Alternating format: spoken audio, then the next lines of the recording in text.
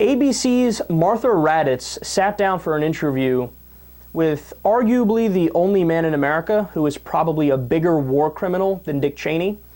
I'm talking, of course, about Erik Prince, the head of Blackwater, which is the mercenary army that we were using in Iraq.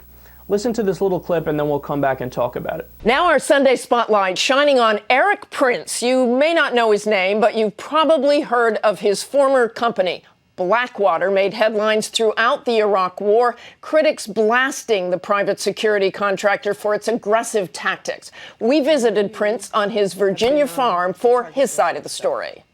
Some people will always hate the name Blackwater. They might not like me. I am perfectly comfortable with that. 3 years after he sold Blackwater, its controversial founder is finally opening up about the rapid rise and ignominious fall of his company. It was really hard seeing it dismembered by the bureaucracy and by all the attacks. In this new book titled Civilian Warriors, the former Navy SEAL, who grew up in a wealthy and conservative Michigan family, blames his company's demise on, quote, cold and timid souls. The anti-war left went after the troops during an unpopular Vietnam War. This time they went after the contractors. Blackwater was a very easy whipping boy for them. Did your people ever kill innocent civilians? It's entirely possible. It was, in fact, in September 2007 that Blackwater contractors were accused of firing into a crowd of Iraqi citizens. At least 11 were killed, including a 9-year-old boy. A handful of Blackwater contractors face manslaughter charges. They deny any wrongdoing. But it was the incident that eventually led to Blackwater's expulsion from Iraq. So let me break down a couple things for you guys. I read Scahill's book, Jeremy Scahill's book, Blackwater, a while ago. It's a fantastic book. It really gives you so many details. It's overwhelming.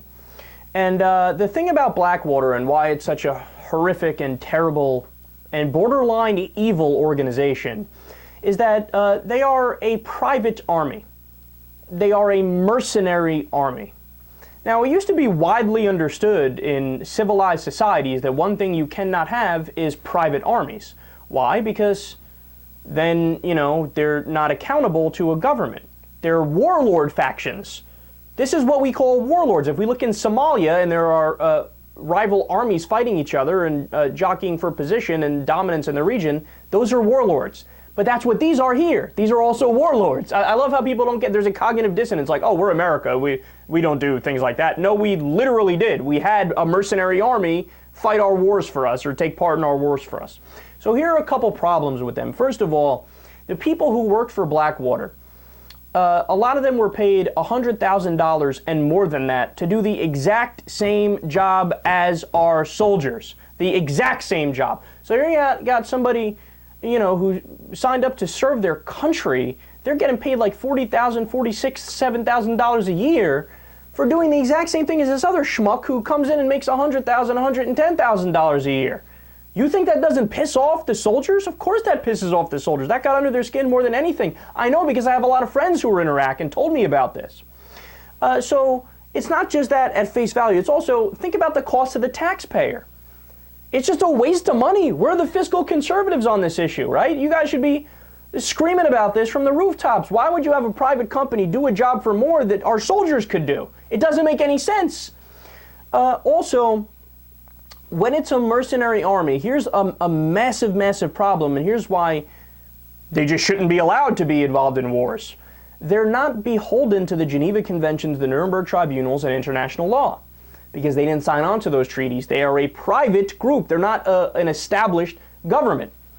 So whenever they would go out there, they would kill civilians, as Raddatz briefly mentioned there, and then there would be nobody held accountable. There would be these sham congressional hearings where they would just have Erik Prince sit there. He would get chastised by some lawmakers, and that's it. You go home, you call it a day, and then within the next couple weeks, the next couple months, there would be another massacre of civilians in Iraq.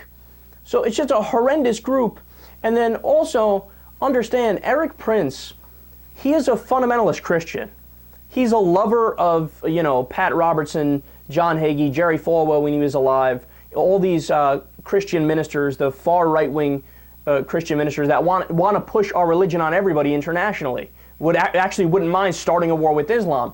So what we had was a private mercenary army that was killing civilians at their whim with no accountability whatsoever. That was an overtly Christian army in the heart of the Muslim land. Gee, I wonder why they hate us.